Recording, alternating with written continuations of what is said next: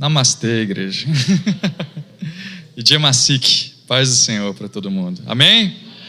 Todo mundo me ouve bem? Bem? Glória a Deus. Ai, irmãos. Fiquei pensando aqui, cara. Esses dias, 3 meses que eu estive lá, o tanto de história, o que eu podia trazer para compartilhar com os irmãos? E aí, eu quero compartilhar alguns testemunhos, principalmente testemunhos. Eu não vou falar muito de conteúdo, de história. Eu pensei aqui o que realmente me tocou. Falei, eu vou falar com os irmãos o que realmente importa. E assim, para quem não sabe, pode ter visitante, só para dar uma palhinha, brevemente, eu saí 3 meses, né?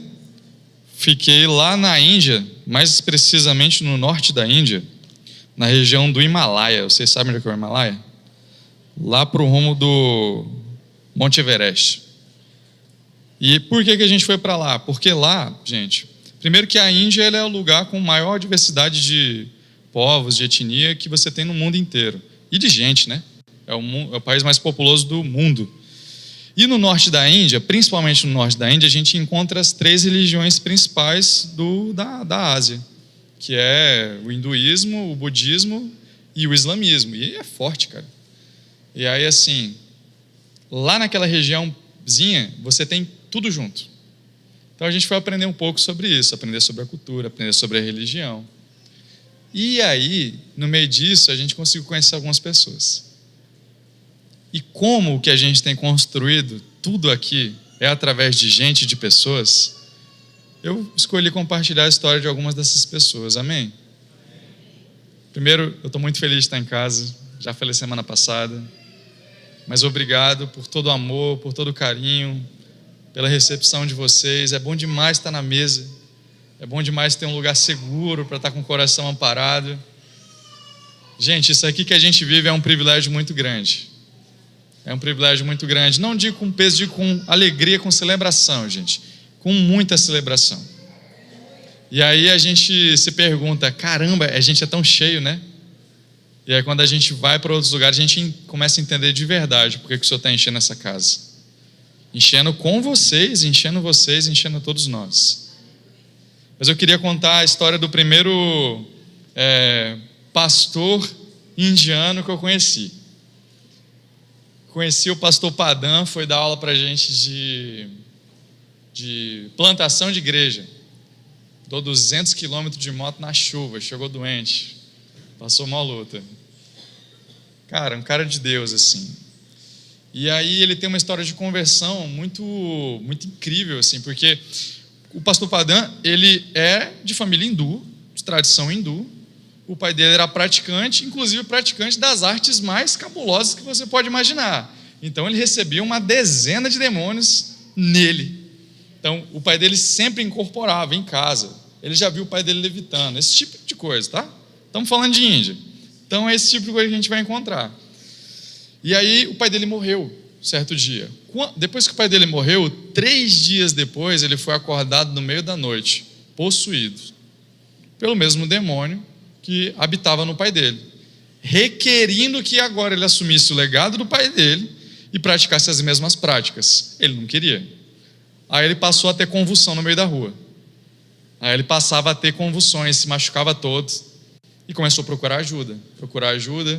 Não quero fazer o que meu pai fazia, não quero isso. E, é claro, né, ninguém conseguia ajudar ele. Depois de agonizar algumas semanas, de repente, no trabalho dele, que ele trabalha com construção civil, estava um cara, um nepalês que ele nunca tinha visto na vida. E aí o nepalês ouviu a história dele, perguntou o que estava acontecendo, e esse cara pregou o evangelho de Jesus Cristo para ele. Um nepalês que ele nunca mais viu na vida. Esse cara só passou por lá, falou do evangelho de Jesus Cristo. Ele entregou a alma a Jesus ali mesmo e falou assim, só por favor me liberta. E aí ele lembrou que ele tinha uma tia também nepalesa, que era de uma igreja no Nepal, que era cristã. E aí ele foi lá Obrigado, Dai. Potinho de bênção. O potinho tá menor agora, né? O potinho tá mais fino. Mas, gente, cara, esse cara pregou para ele creu na palavra e a partir daquilo ele ficou com aquilo na cabeça, aquilo não saía mais. Eu sou o caminho, a verdade e a vida. Sou o caminho, a verdade e a vida. Nele a libertação. E aí ele começou a caçar. Lembrou que tinha uma tia que era cristã no Nepal, viajou para o Nepal. Quando ele entrou na igreja da tia dele, o pastor levantou a mão e ele caiu possuído. Caiu possuído, convulsionando. O pastor expulsou todos os demônios dele, pregou o evangelho mais uma vez, ele aceitou Jesus Cristo. Até hoje esse irmão não só está na presença de Deus, mas como ele é um pastor que pastoreia muitas igrejas, para a glória do Senhor. Então o cara foi de endemoniado gadareno a um servo fiel do Senhor Jesus Cristo, cara. Esse foi o primeiro. Logo em seguida, na próxima semana, eu conheci um outro pastor, chamado, que a gente chama carinhosamente, os irmãos chamam ele de Babilu, é um apelido. E aí o Babilu, ele é sensacional, cara, porque ele trouxe muito fundamento, muito conteúdo, mas ele tinha muito mais vida ainda por trás do que ele falava. Pensa, é um carinha desse tamanhozinho assim, um senhorzinho, seus 50 e poucos anos já, bem vivido, carinha de... parecia os meus tios, parente assim, eu gostei dele, carinha de nordestino. E aí ele chegou humildemente, ele sentava, ficava quietinho no nosso meio, ia dar aula. Quando ele ia dar aula, você via o poder de Deus, cara. Não tinha emocionalismo nenhum, não tinha expressão, porque a gente imagina que todo indiano é caminho das Índias, né? Que eles não é, ainda mais no norte, eles são mais tímidos. E aí ele era bem tímido. E esse cara, ele deu aula pra gente algumas coisas, mas ele não conseguia parar de falar sobre ouvir a Deus, cara. Aquilo eu achei incrível. E aí, ao longo do tempo, ouvindo e vendo como é que é a vida deles, todos eles têm esse tema principal em comum: ouvir a voz de Deus. E aí, ouvir a voz de Deus era prioridade para ele estava ensinando para a gente, mas na sala eu mesmo senti que a gente estava tipo, ok, é importante ouvir a Deus. E eu acho que pela sensibilidade dele, ele foi falar: vocês querem ver? Por exemplo. E aí ele começou a contar uma história de que tinha uma família numa vila distante e eles tinham uma menina. Essa família era até boa de posses. A menina adoeceu. Vocês vão achar essa história muito parecida com uma história da Bíblia. Essa menina adoeceu. Eles procuraram todos os sadhus, todos os mestres, todos os sacerdotes, todas as pessoas que faziam rituais. Tudo que podia fazer pela menina eles fizeram. A menina só adoecia mais. E aí, na beira de um colapso, essa menina vai morrer. Pensaram na última opção que tinha. Tinha um pastor lá que falava que ia acontecer algumas coisas na igreja dele. Chamaram ele. Ligaram para ele e falaram assim: vem aqui que a gente paga o valor que você quiser. Ele falou: pode guardar o dinheiro, eu estou indo. Não vai precisar. O Senhor, ele orou e ele foi. E o Senhor mandou eles irem. Quando ele estava no meio do caminho, estava ele mais um companheiro. Chegou um emissário no meio do caminho e falou assim: podem voltar, não precisa mais. A menina morreu. E aí, tomaram um susto, né? Abalados, eles já estavam quase voltando. Ele disse que escutou a voz dentro do seu interior falando: volte e ore pela menina, complete a jornada. Eles voltaram para a vila, pediram licença dos pais, estavam fazendo os rituais fúnebres na menina ainda. Ele chegou, orou pela menina, a menina voltou a viver. Hoje essa menina é casada, tem 2 filhos e está na presença do Senhor Jesus. E ele não contou isso para chamar a nossa atenção para ele. Ele contou para chamar a atenção da delícia de ouvir o Senhor. Como se não bastasse, num outro dia ele ainda falou, ainda dentro desse mesmo contexto de ouvir a Deus, de um dia que ele foi chamado numa igreja para pregar, que ele não conhecia absolutamente ninguém naquela igreja. E aí o Senhor deu uma impressão, uma palavra para ele, um irmão que estava perto ali, um irmão que era bem estimado na comunidade, e ele falou algo sobre a esposa dele, que a esposa dele ainda o amava e estava voltando para casa. Aí a igreja entrou num silêncio fúnebre, porque a esposa desse cara já tinha morrido, já tinha 18 anos. Todo mundo sabia que ela tinha morrido. E aí ficou aquele climão, cara. pastor que chamou ele falou: meu Deus do céu, trouxe um falso profeta, mandando profetada aqui no meio do culto, pensando, né? Ele não fizeram escândalo, mas ele foi pregar e ele disse que sentiu a igreja morta, incrédula. Não ouviram nada do que ele falou. E depois chamaram ele para conversar. Cara, eu não sei se você sabe, mas a história do irmão é essa. Ele falou assim: eu não sabia da história do irmão, mas eu sei o que eu ouvi. O que Deus me falou é: a esposa dele está indo para casa. E aí, vamos orar. Ficou aquele climão. Orando, o Senhor falou com ele mais uma vez. Quando todos os irmãos juntaram para orar, para discernir, ninguém estava acreditando naquilo. E veio a palavra do Senhor: antes de eu voltar para a minha própria casa, ela vai chegar na sua casa. Quando ele saiu, que ele estava na rodoviária, ligaram para ele. A mulher tinha batido na porta de casa. Essa mulher, 18 anos antes, tinha sido sequestrada, estava em cativeiro, em exploração sexual, em outro estado. 18 anos de cativeiro. Uma mulher se compadeceu dela, promoveu o escape para ela. Ela escapou e conseguiu retornar para casa. E Deus confiou a esse homem dar a notícia do que Deus estava fazendo. E esse homem, no meio de uma multidão, até maior do que essa aqui, não tremeu o rosto, porque ele disse: eu sabia quem eu tinha ouvido. Irmão, se isso não mexe com você, comigo, de ouvir e obedecer a Deus, cara, eu não consigo imaginar o que mais vai mexer com a gente. E aí, quando eu falo desse nível, como é que essa pessoa tem tanta autoridade, Deus revela essas coisas? Vou contar uma pequena história também sobre esse mesmo irmão. Esse irmão, um certo dia, foi visitar numa vila que era extremamente violenta e oposta ao evangelho. Foi visitar um casal que tinha acabado de se converter. Estavam com medo. Quando ele chegou, já sabiam quem ele era. Armaram a cilada para ele, a cidade inteira meteu o pau nele. Espancaram ele, levaram ele até um precipício, semelhança de Jesus. Só que Jesus falou: não é a minha hora, né? Antes que desse dele falar não é a minha hora, meteram a bicuda nele, ele saiu o precipício abaixo.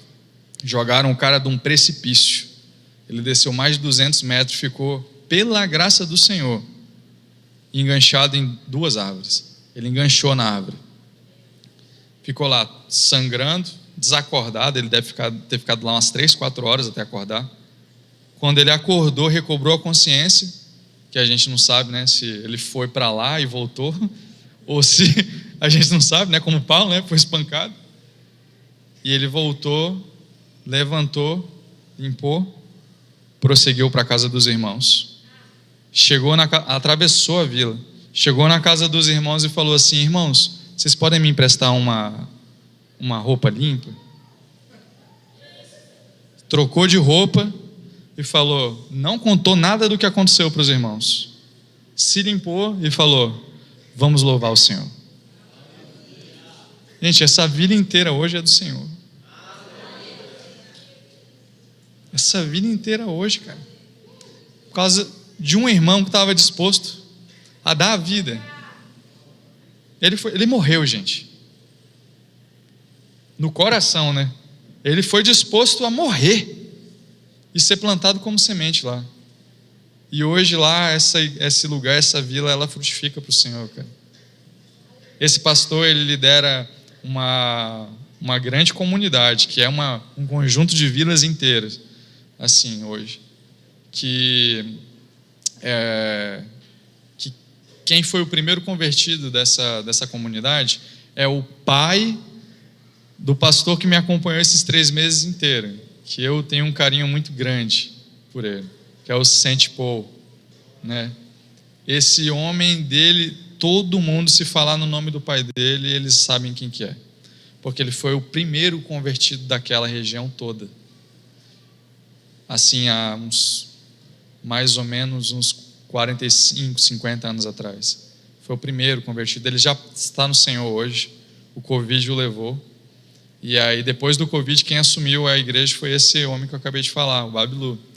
E aí, cara, se a gente for me contando as histórias do pai dele, né? O que eles passaram. Esse homem, ele aceitou o Senhor Jesus, ele viveu no oculto, em silêncio durante um tempo, Mas ouvindo a voz do Senhor, ele começou a falar para dar testemunho. Aí vocês imaginam, ele já foi espancado até perder a consciência 3 vezes, esse cara, o pai dele. Atearam fogo na casa dele. Assim, esse cara viveu um nível de perseguição absurdo. Hoje toda a vila dele pertence ao Senhor. É esse nível de vida que flui desses irmãos. Tudo o que esses irmãos falavam dia e noite era sobre ouvir e obedecer a Deus, cara. Tudo que eles falavam que saía da boca deles era ouvir e obedecer a Deus. Nada mais parece que traz a atenção desses irmãos. E o próprio Saint Paul, que é o filho desse homem, ele tem uma história pessoal à parte. Eu queria contar a história de conversão dele, porque aí se fala da doçura do nosso Senhor Jesus, da fidelidade dele. Crescendo vendo toda essa perseguição, crescendo vendo todo esse maltrato, o Saint Paul criou um asco por cristãos, pela sua própria família, pelo seu próprio pai. E aí ele se envolveu com todo tipo de criminalidade, droga, fazia parte de uma célula extremista hindu. Ele descambiou mesmo. E aí quando ele estava ali perto dos seus 18 anos, ele tinha tanto problema com a polícia que numa dessas ele foi preso. Não foi a primeira vez. Mas na cadeia ele começou a repensar as coisas, a agonizar, mas em ódio. Em ódio. Ele era consumido por ódio. Mas no meio desse ódio todo, ele disse que viu entrando na cela dele o próprio homem de branco. O Senhor Jesus foi na cela dele, cara. Em pessoa. Ele entrou, ele disse que nunca sentiu tanto amor na vida dele, cara. Todo o ódio que ele sentia parece que sumiu dele e foi tomando o coração dele das coisas que o Senhor Jesus falava para ele, sobre quem ele era, como que ele o via e o plano que ele tinha na vida dele, cara. Esse homem está há mais de 50 anos hoje na presença do Senhor Jesus. Ele tem 50 anos, ele está há mais de 30 anos na presença do Senhor Jesus, um servo fiel, um homem de oração, manso, humilde, um homem que era violento, truculento, agressivo. E você vê vários testemunhos do Senhor falando, esse mesmo homem passou pelas coisas parecidas que seu pai passou, logo depois, como legado. A família dele, quem me contou isso mais foi também a esposa dele, que eles passaram um grande momento de perseguição. Porque um detalhe que eu falei semana passada, mas para quem não estava, nesse estado ali do norte da Índia, que eu estava, a pena mínima para a conversão é 10 anos. Então existem leis muito duras para inibir a conversão. E investigação, vocês têm um sistema de inteligência caçando. E aí, de alguma forma, conseguiram chegar nele, rastrearam. Ele teve que se isolar completamente de toda a igreja, se isolar completamente de todos os contatos dos irmãos. Foram 2, quase 3 meses sem conseguir comer direito. Ela fala, até hoje, a esposa dele fala, ela chora. Da dor que foi, do medo que foi. Todos os dias a polícia batendo na porta deles, pedindo documentação para poder fazer o esquema contra eles e montar. E o que eles queriam mesmo era pegar o máximo de pessoas possíveis. Até que chegou num ápice em que ele falou, não vai dar, cara, daqui agora ou eu vou preso, ou o Senhor me livra, Jesus. Porque ele estava já na fase final, ele ia prestar relatório ao delegado principal das investigações. Esse cara chamou ele na mesa dele.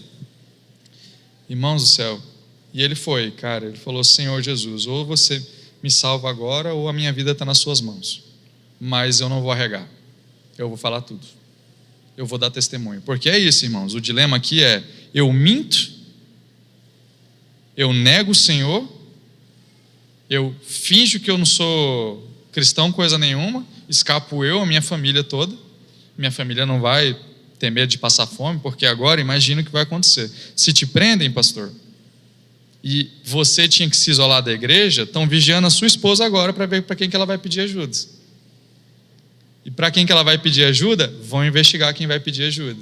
Então não é só você que vai ficar isolado, ela vai ficar desamparada e ela vai escolher isso para preservar toda a igreja. Era sobre essa pressão que estava essa mulher. esse homem e os filhos deles. E ele falou assim: meu amor, eu vou abrir tudo, pelo menos da minha vida. Eu não vou negar o Senhor, se ele me perguntar. Ele foi lá na mesa do delegado, vamos chamar de delegado. O delegado falou: me conta a sua história. Quem é você? Ele contou tintim por tintim. Falou da vida que ele vivia, da vida de criminalidade. Falou do Senhor Jesus que entrou na cela dele. Falou do que o Senhor tinha feito na vida dele. Ele deu todo o testemunho dele para o delegado. O delegado olhou para ele, pensou bem, fechou o arquivo. Transtornado, ele falou: essa é a história mais absurda e mais incrível que eu já ouvi na minha vida. Ele pegou, tirou as pastas, anotou um número no papel e ele falou assim: ó, ninguém mais vai te procurar, seu caso está encerrado. Se alguém bater na sua porta, você liga para mim, que eu vou mandar eles voltarem. Cara, isso não é um milagre que aconteceu, se isso não é a força do poder do Evangelho, constrangendo até o homem ímpio diante da grandeza daquilo que ele vê, não tem explicação humana para isso. Não tem explicação humana. Dentro da investigação, o encarregado, constrangido pelo poder do Evangelho na vida daquele homem, e viu os frutos, viu o testemunho e falou: eu não posso prender um homem desse. Se arrependeu e o deixou em paz. Cara, assim, esses irmãos, eles estão experimentando coisas no Evangelho por ouvirem, obedecer até as últimas consequências, irmãos. Eu passei 3 meses com esse homem dessa história, ouvindo as histórias dele, vendo como ele se relacionava com a família, vendo como é que ele cuidava dos filhos, vendo como ele cuidava da esposa, vendo como ele cuidava da gente, fazendo de tudo o possível para criar o ambiente mais acolhedor possível. Era um pai, um verdadeiro pai. Assim, eu tenho um grande privilégio de dizer que eu conheci Saint Paul.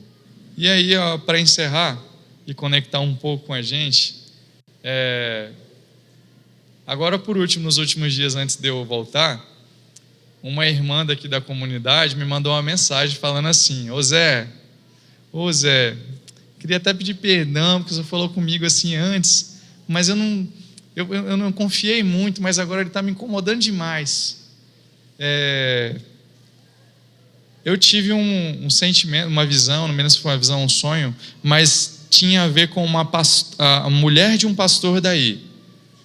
E eu senti de mandar tal valor para ela, mas esse valor é para ela se cuidar das coisinhas de mulher dela, comprar coisinhas de mulher para ela.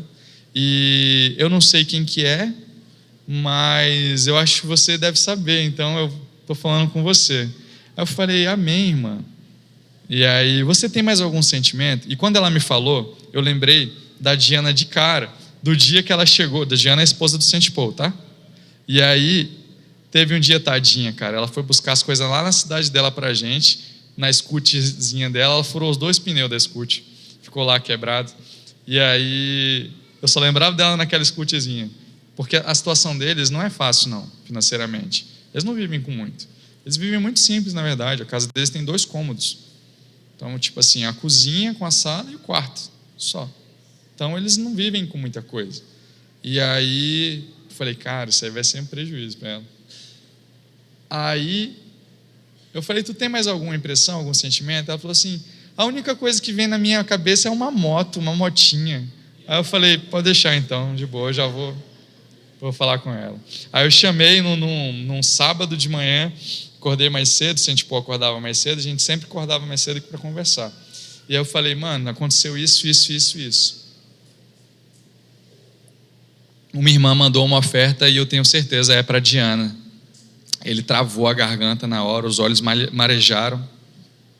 Ele ficava olhando para a mesa, balançando a cabeça, falando assim: Deus seja louvado. Deus seja louvado. Ele falou: José, meu amigo, ontem a gente estava na rua E aí eu vi a minha esposa olhando um vestido numa loja. E aí ela olhou a etiqueta, ela baixou a cabeça e foi quietinha. E não estava fácil as coisas lá em casa. E ela falou, não precisa não. E o Senhor viu isso, cara. Do outro lado do mundo. Do outro lado do mundo, uma igreja que ouve para cuidar do coração de uma irmã como essa. Que privilégio o Senhor nos deu, irmãos. Dessa mulher que não sabia o que ia comer durante meses. Essa mulher que ficou, vários dias comendo só lentilha. A gente poder fazer um pequeno gesto. Obrigado, inclusive, pela generosidade, principalmente por ouvir o Senhor. Então, nesse tempo, eu acho que nos próximos tempos, o principal que o Senhor nos deu foi gente. Que a obra do Senhor é construída com gente. Eu poderia ficar horas falando aqui de cosmovisão, de discipulado, de aquisição de linguagem, mas sem isso, não faz sentido nenhum. E isso é para nos lembrar do que o Senhor tem nos chamado, o tipo de evangelho que a gente quer viver. Que tipo de evangelho a gente quer viver daqui para frente? Porque quando eu olho para a vida desses irmãos, eu consigo ver o evangelho do Cristo crucificado e ressurreto. É isso que eu vejo, todos os dias. Essa mulher, todos os dias, eu não vi ela desanimada um dia. Eu não vi ela para baixo um dia. Todos os dias ela acordava cantando, todos os dias ela acordava louvando, e ela insistia com a gente, com todo o amor do mundo, a não deixar nenhuma negatividade vir. Era bonitinho demais, que ela tentava falar inglês, aí ficava engraçado. Negativity. No negativity. E assim, cara, o Senhor está nos chamando, por isso eu queria compartilhar uma mensagem com a igreja agora, se vocês me permitem. Muito simples, abra sua Bíblia agora em Jeremias capítulo 18, a partir do versículo 1.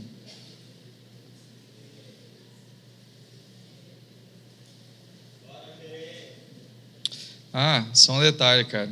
O mais marcante, além do Sente-Pô, foi quando eu fui entregar para ela essa oferta. Cara, ela desmanchou igual criança. Não por causa do valor, meus irmãos, mas por causa disso agora. O Senhor me viu. O Senhor me viu através de vocês. Ela ficou uma irmã lá. Oh, meu Deus. Ela não sabia o que fazer. Timidazinha. Chorando, jeitinho meio asiática, né? Porque tem uns indianos que eles parecem muito mais pro chinês. Ela é uma dessas. Né? Branquinha assim. Ela não conseguia falar. Eu também não conseguia falar. Por causa do que eu estava vendo na minha frente. Enfim. Jeremias capítulo 18.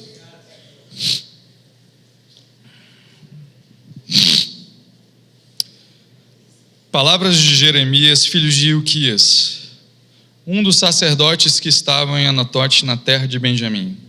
A ele veio a palavra do Senhor nos dias de Josias, filho de Amon e rei de Judá. Perdão, eu estou lendo o capítulo 1, né? Obrigado, pastor. Chapei. Palavra do Senhor que veio a Jeremias dizendo: Dispõe-te e desce à casa do oleiro, e lá ouvirás as minhas palavras. Desce à casa do oleiro, desci à casa do oleiro, e eis que ele estava entregue a sua obra sobre as rodas. Como o vaso que o oleiro fazia de barro se lhe estragou na mão, tornou a fazer dele outro vaso, segundo o que bem lhe pareceu. Então veio a mim a palavra do Senhor, dizendo: Não poderei eu fazer de vós como fez este oleiro, ó Tameon.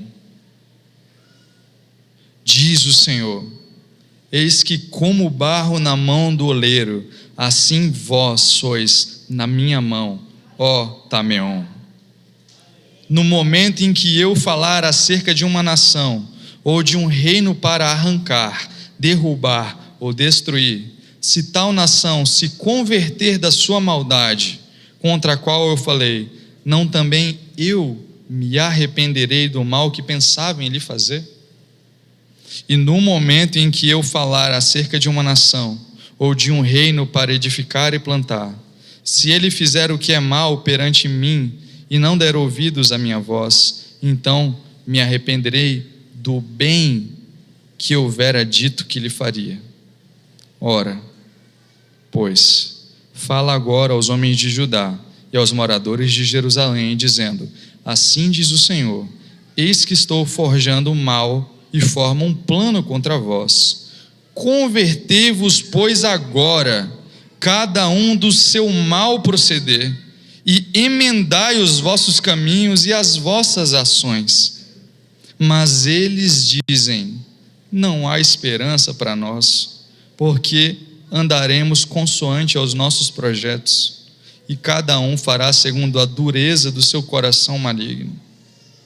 Portanto, assim diz o Senhor, perguntai agora entre os gentios, sobre quem ouviu tal coisa sobremaneira horrenda cometeu a Virgem de Israel.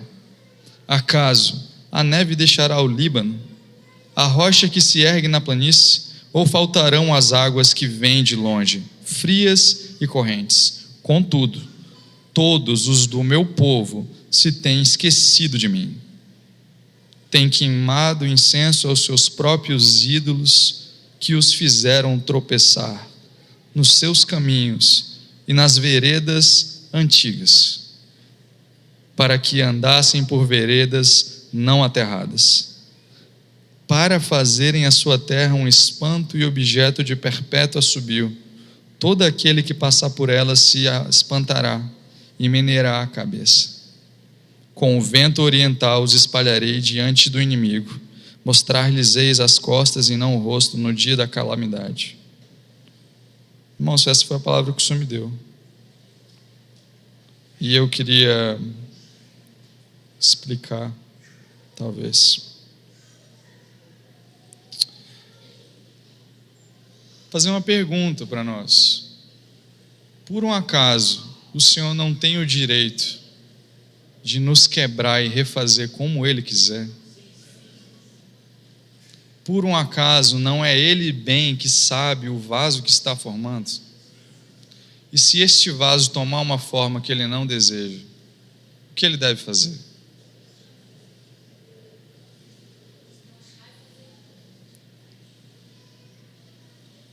Então por que a gente age como se Deus não pudesse tocar na nossa vida?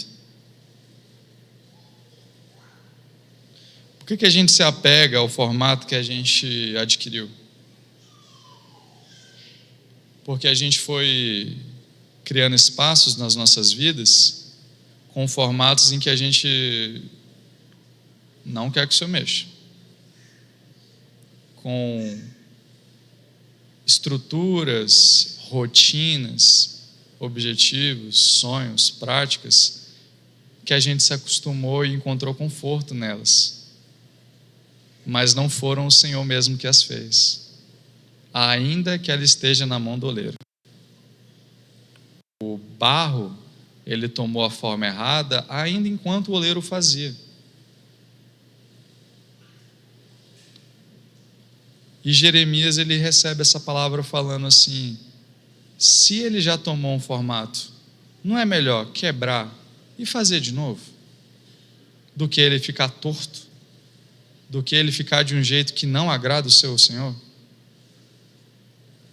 Se a minha vida, se a sua vida, a forma como a gente tem vivido e construído essa comunidade, ela sair, ou de alguma forma não caminhar para isso que o Senhor está apontando para nós, que é o nosso chamado como casa, de responder ao clamor dessas nações, de nos tornar o tipo de gente que é resposta para esses lugares, como esses próprios irmãos se tornaram, sendo quebrados e refeitos vez após vez. Não pode o Senhor mesmo fazer isso conosco? Eu não trago essa palavra para pesar de jeito nenhum, de jeito nenhum. é porque é a palavra que o Senhor compartilhou comigo. E é a palavra que o Senhor falou que faria comigo. E eu disse: eis-me aqui, Senhor, quebra-me. Não me deixa tomar forma que não te agrada.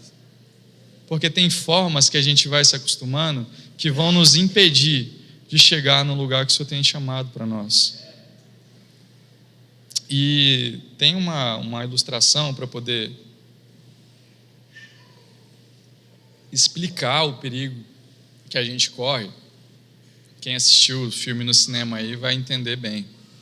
Mas tem um dilema filosófico que chama o barco de Odisseu. Odisseu é um homem que ganha a guerra e precisa voltar para casa. Ele leva 10 anos para chegar lá, e ao longo do tempo ele vai tendo que trocar todas as peças do seu barco. Todas as peças, todas as madeiras. E aí o dilema é o seguinte: qual barco é o barco de Odisseu? O que ele chegou lá? Ou se eu pegar todas essas peças, juntar e fizer ela de novo, esse é o barco? Esse dilema é sobre identidade, irmão. O que é o ser? E aí eu pergunto: o que é essa casa e o que é você? O que somos nós? Porque o espírito da religião vai ter uma resposta para isso. Mas essa resposta, ela tem esse dilema, ele tem uma resposta clara. O barco de Odisseu é o que em Odisseu está. O barco do Senhor é o barco em qual o Senhor está. E ele vai trocar as peças que tiver que trocar. Ele vai colocar as velas do tamanho que tiver que colocar. Ele vai arrancar lasca e vai arrancar madeira aonde tiver que arrancar, e vai colocar onde não tem, porque assim o aprouve, porque ele sabe que tem um destino a chegar. Os restos de madeira, se eu pegar todos eles e fizer de novo, ele é o retrato perfeito do que a religião faz. Um belo museu de histórias vividas de tempos passados, de tarefas cumpridas em outros momentos. Isso é o que aconteceu, irmãos, infelizmente, com dezenas e centenas de comunidades que experimentaram, inclusive, avivamentos. Elas ainda têm um nome, é o barco de Odisseu, mas Odisseu não está nele. Então, irmãos, quando eu pensava, e é engraçado, né, cara? Cheguei aqui, eu não entendi semana passada, né? O que foi que você ministrou? Aí eu comecei a sentir, entender e perceber que é uma coisa que o Senhor está insistindo com a gente, pelo visto. Porque, irmãos, para eu concluir, eu queria dizer que existe uma sentença sobre nós aqui em diante. Essa sentença, ela é: quem preservar a sua vida, perdê-la-á. Mas quem perder a vida por amor de mim, achá-la.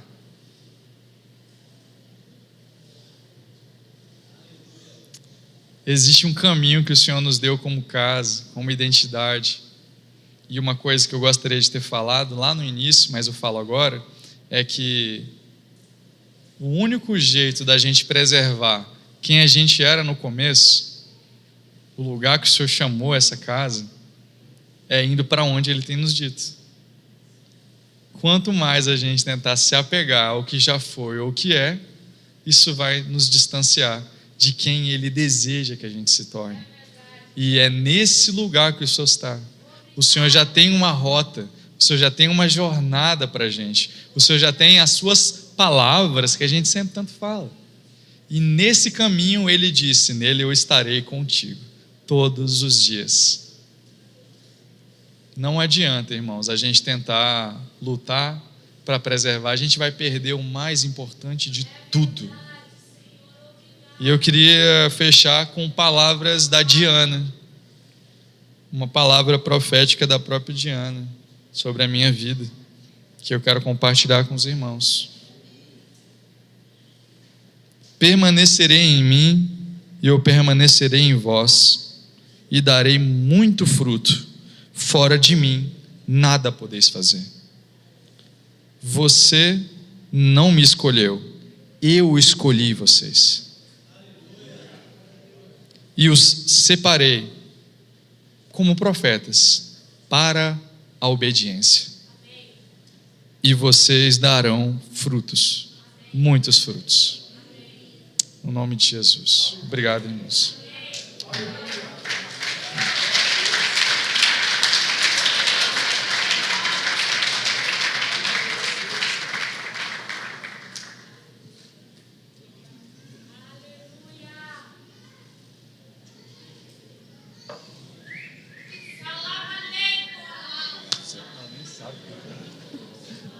Que é islâmico.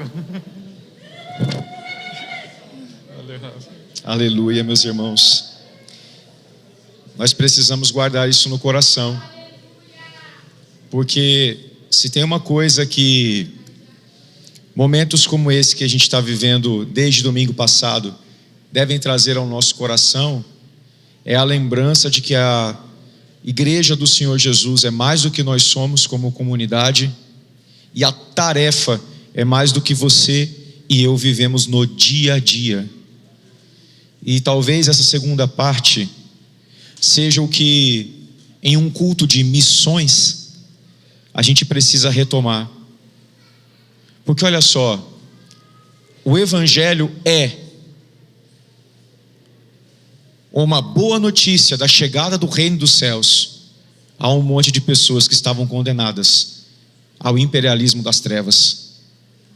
E quando o Evangelho atinge você e eu, nós nos tornamos mensageiros desta libertação que recebemos. Mas há alguma coisa maligna que acontece em nós ao longo da jornada, que transforma o nosso dia a dia em uma coisa completamente sem graça. E quando eu falo de sem graça, é no sentido teológico da palavra. Tudo o que a gente faz é acordar, comer, trabalhar, dormir, achando que a vida é nossa. Aí Deus desloca um irmão e o traz de volta, para em uma manhã de domingo lembrar que nós fomos chamados para este mesmo tipo de deslocamento todos os dias. E o que temos feito da nossa vida? Os testemunhos que ouvimos nessa manhã dos nossos irmãos que estão na Índia são testemunhos de gente que no dia a dia tem dado a vida para tornar Jesus conhecido. Algumas perguntas precisam voltar a ser feitas para nós. Perguntas que talvez a gente jogou no pacote da época da religião. Mas como disse o Zé encerrando aqui, não interessam as peças que ficaram no passado. Mas o que Deus está fazendo e falando agora, nos conduzindo a uma rota. E certas coisas precisam ser feitas de um jeito novo, mas precisam ser feitas outra vez. Algumas delas. Quantas pessoas você pregou essa semana? Sabe aquelas perguntas que a gente fazia? Quantas pessoas você pregou? Para quantas pessoas você pregou essa semana? Quantas pessoas convivem com você há mais de ano ou há mais de mês e não sabem do evangelho que você carrega? Conhecem a pessoa legal que você é, sabem seus gostos, quem sabe até já experimentaram dos seus quitutes, mas nunca ouviram você pregar o evangelho para elas.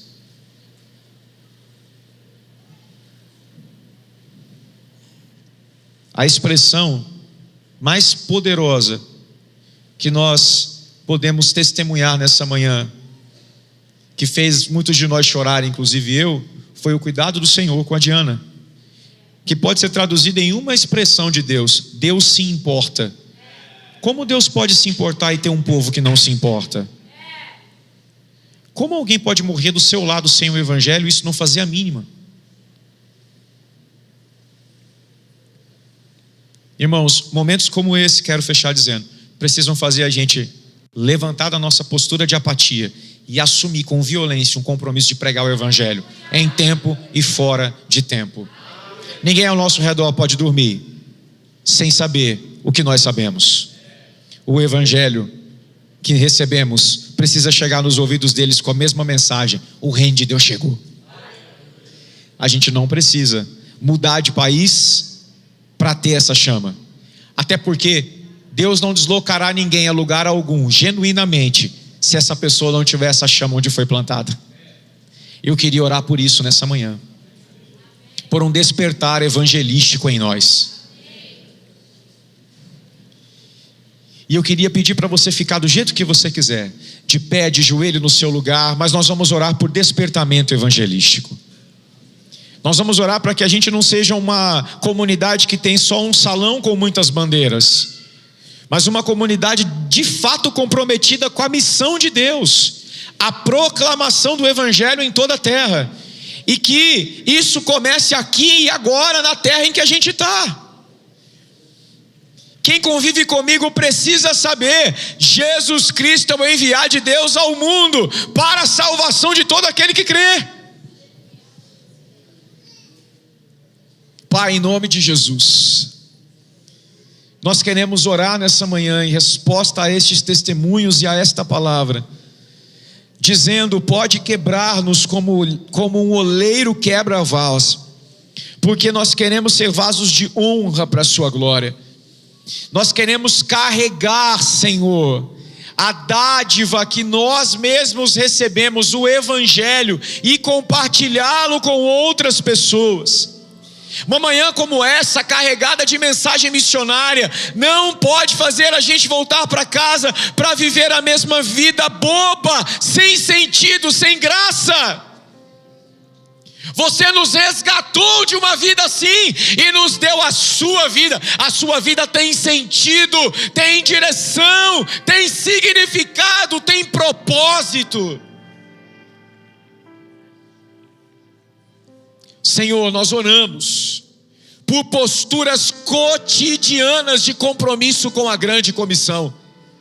Nós oramos não para que façamos eventos ou grandes mobilizações, ainda que elas tenham seu valor, mas para que no 1 a 1, no dia a dia, o evangelho esteja estampado no nosso rosto, vivo no nosso coração, verdadeiramente presente na nossa boca. Nós nos importamos, Senhor, mas pedimos: aumenta o nosso nível de amor pelos perdidos, aumenta o nosso amor pelos que perecem, aumenta o nosso amor pelos perdidos, Senhor. Porque nessa cidade há muita gente que não sabe discernir a mão direita da mão esquerda. Nessa cidade há gente que precisa ser evangelizada, mesmo se dizendo cristã. Nessa cidade, a gente hoje que vai partir condenada.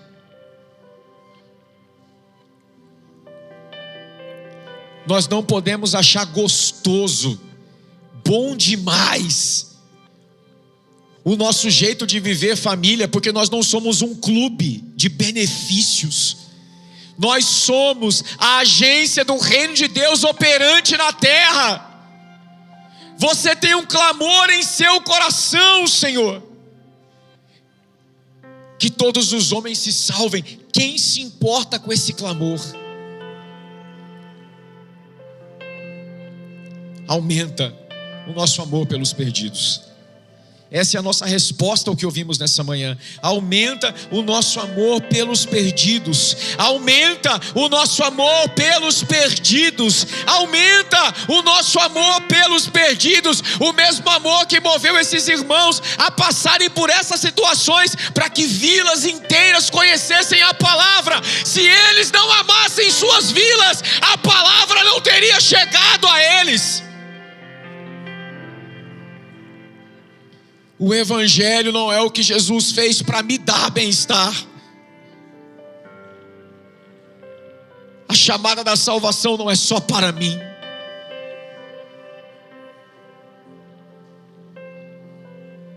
Eu oro, Senhor, para aquela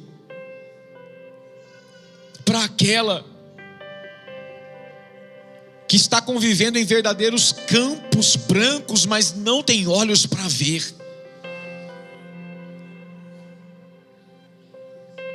Eu oro pelos irmãos, Senhor, que convivem com pessoas há anos e não se preocupam em pregar para estas pessoas, E por isso suas vidas estão sempre em ciclos e ciclos de problemas que não se resolvem, porque não há uma disposição para viver o propósito eterno, mas apenas para a preservação de suas próprias vidas. Nos liberte deste mal nesta manhã, nos batizando de um novo olhar sobre essas mesmas pessoas.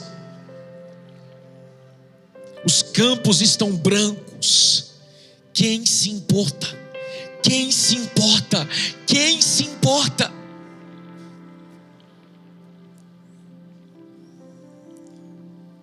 Que nós enxerguemos, Senhor, amigos, vizinhos, pessoas com quem cruzamos todos os dias, como o campo branco que o Senhor deseja colher.